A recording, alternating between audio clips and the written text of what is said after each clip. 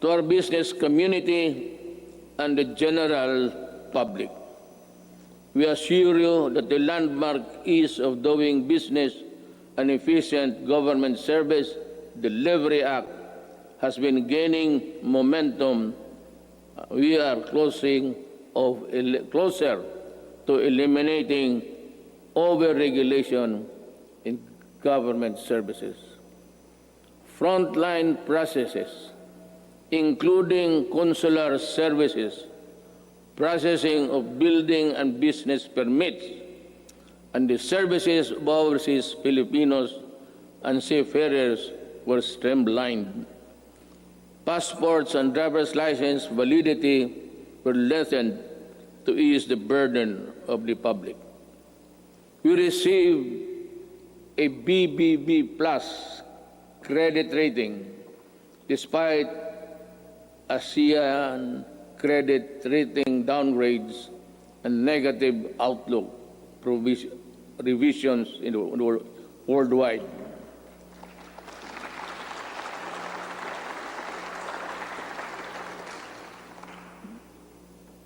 The Japan Credit Rating Agency upgraded us from BBB plus to A minus last month. Meanwhile, Moody's has affirmed and maintained the country's ratings at BB2, Baa2 rather.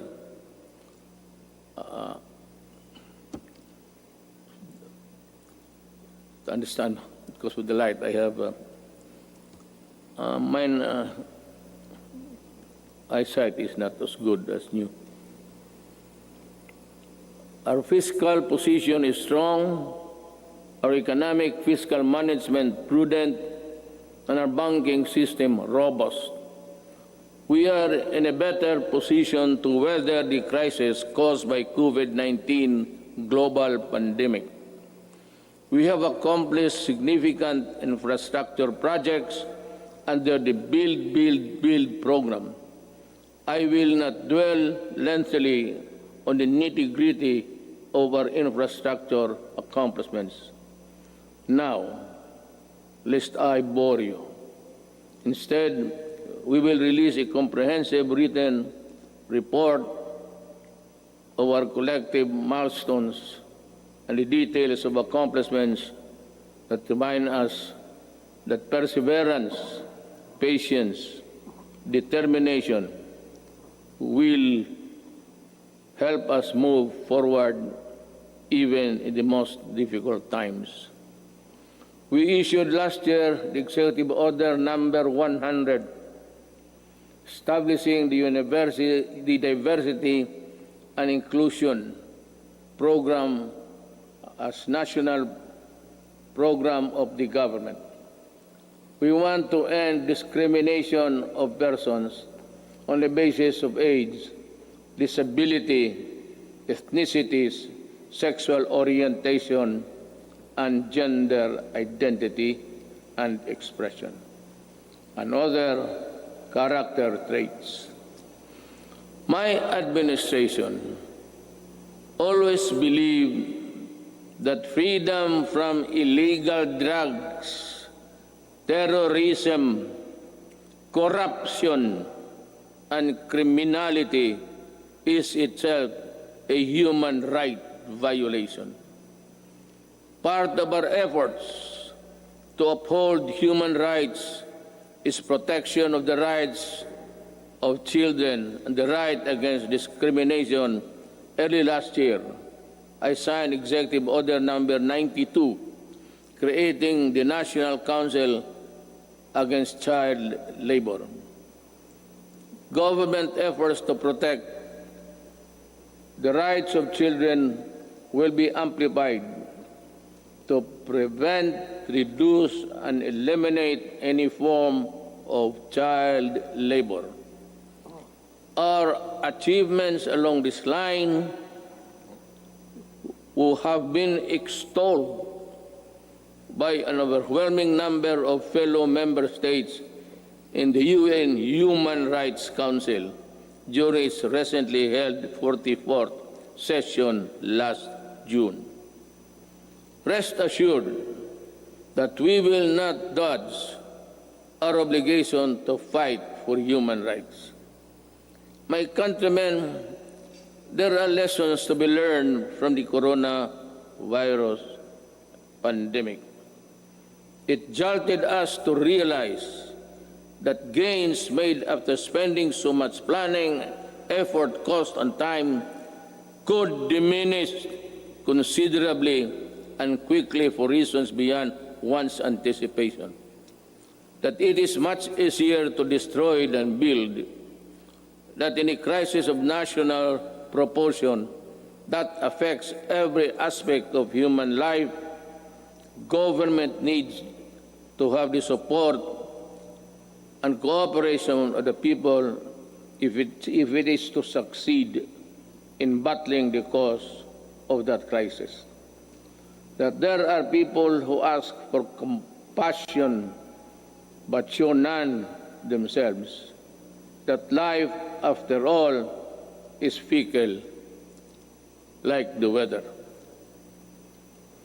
The gains we achieved for the first 3.5 years were put to a test when the pandemic suddenly struck the global community. While I am aware that the road towards a comfortable life would all be far easy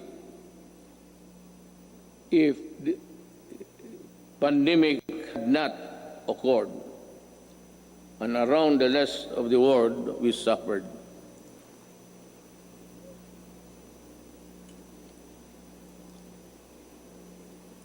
The global scale and socio-economic impact of COVID-19 pandemic has been unprecedented. Yet, in the throes of its global health emergency, we have been able to withstand the headwinds generated by this coronavirus. In this regard, I would like to express my gratitude to all those who made possible the steady supply of food, water, basic utilities of our households.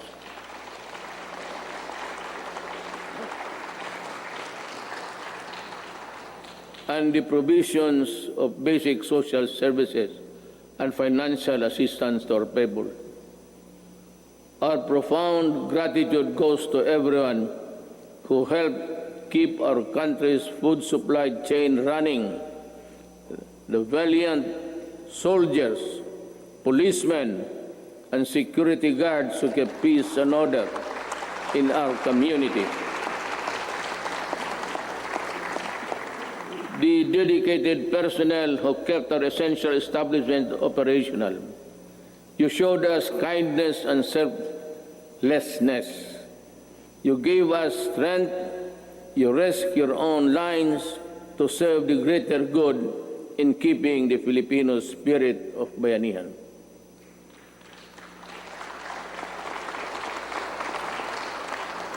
I also thank the men and women of the Interagency Task Force on Emerging Infectious Diseases and the National Task Force Against COVID-19 for all the countless hours it spent to keep the pandemic in check and for all the efforts it made to ensure the safety of our people.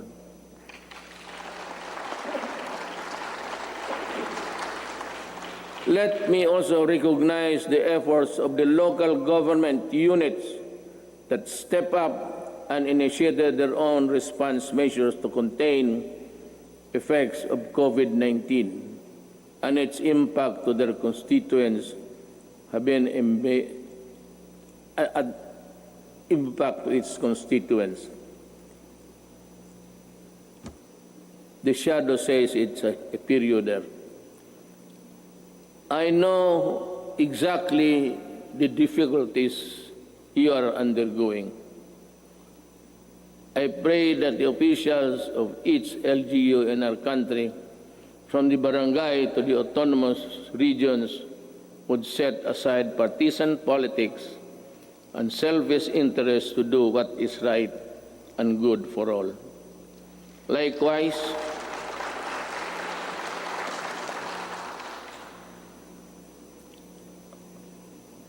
I likewise issued Executive Order Number 104, which imposed ceilings on retail prices of at least 133 drugs and medicines, and directed a continuous review of the retail prices of others. This proved to be providential now that we are facing a pandemic. To everyone who helped us in this time of great need, maraming salamat po.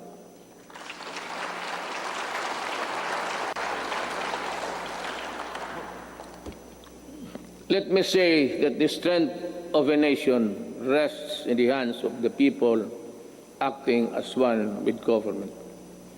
In the pursuit of common goals and objectives, when the pandemic struck, I decided to prioritize life over other considerations according to experts. The intervention that the government had put in place prevented as much as 1.3 to 3.5 million infections.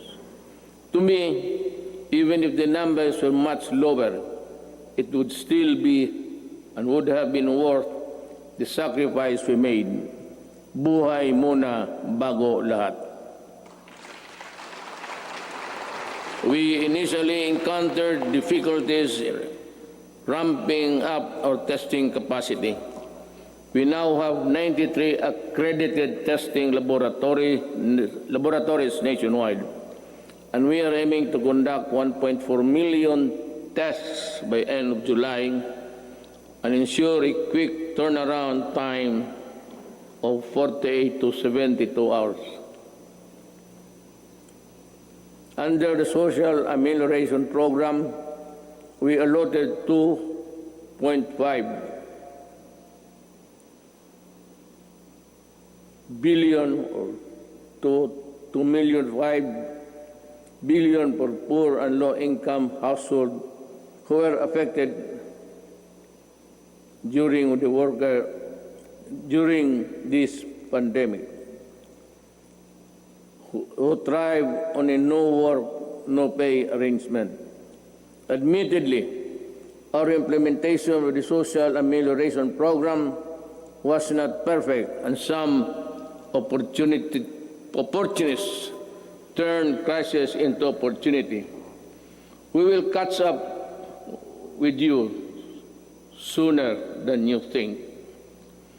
We came up with the COVID-19 Adjustment Measures Program, extended financial assistance to over 650,000 affected individuals in the formal sector, 110 OFWs abroad, and almost 83,000 repatriated OFWs were also provided temporary wage employment to displace marginal workers through the TUPAD project.